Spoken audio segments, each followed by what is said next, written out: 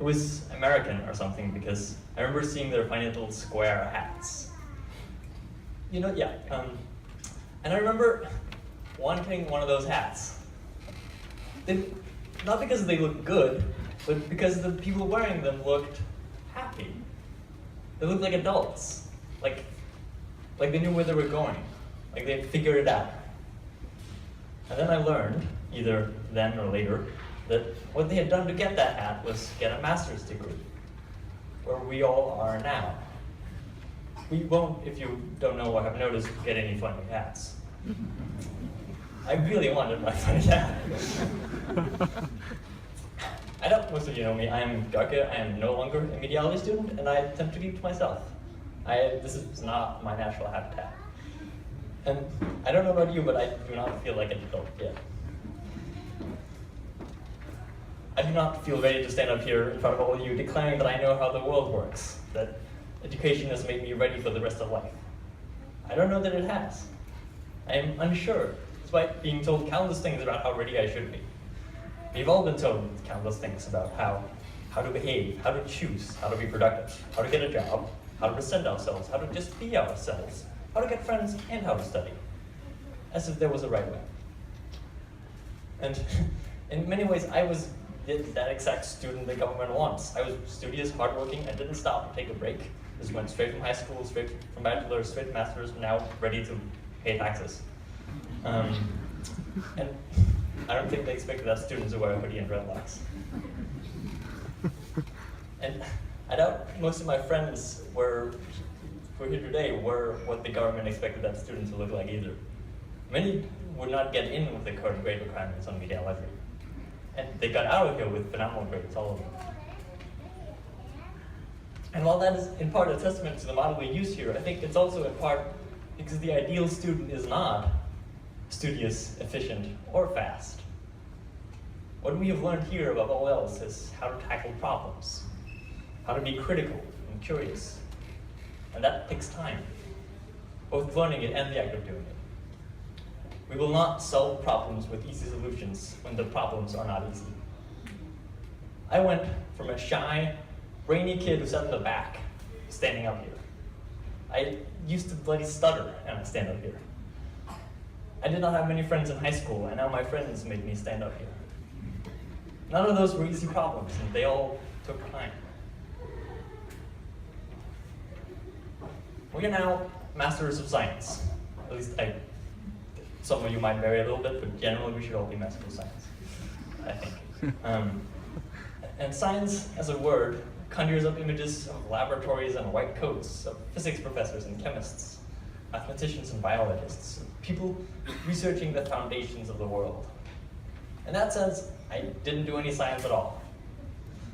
No pouring one liquid into another, no calculating the orbits of the stars, not even split a single atom. Instead, I wrote programs and I wrote stories. I make pixels move around on a screen and hope that eventually people found meaning inside them. But we did do science.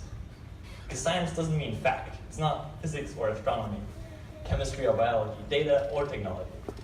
The word science, from its Latin roots, means to know. It's knowledge. Being scientific means not natural, but rigorous. It means not truth, but understanding. You can know anything. What we graduate here today is our minds. It's the quality of our thoughts and what they bring. And contrary to our current Minister of Education, I am unsure that we could ever find a quantifiable measurement for that quality. The quality of your mind, of your knowledge, is your own. It is, to everyone else here, unknowable. I'm not sure I know my own. And maybe we're not supposed to yet. We are, after all, fairly new at this. We're new to the world, to life, new to ourselves.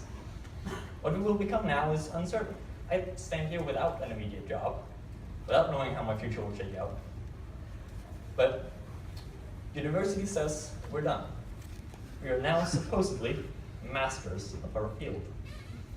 If that title means I'm supposed to know, then university failed. But I don't think so. Studying was never about making us ready for life, as much as they all tell us that.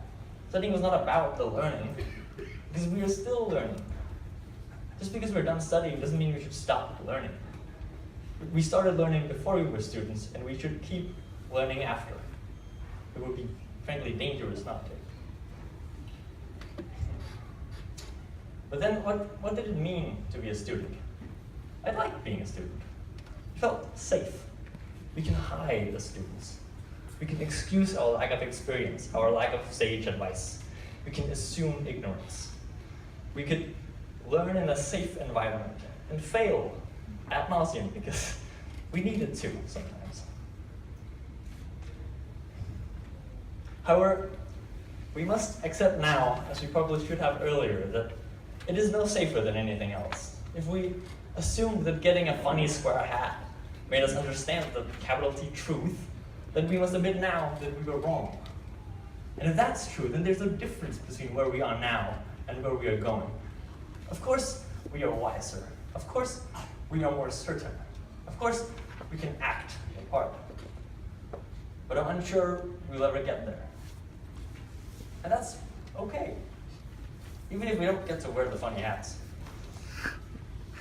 Some might say we're only now entering the world, but really, we have already always been a part of it.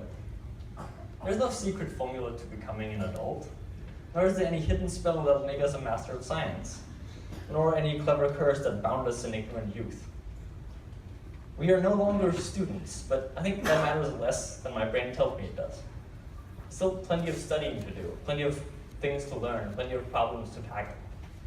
And we know now what it means to tackle a problem. So this, like any other, we will deal with.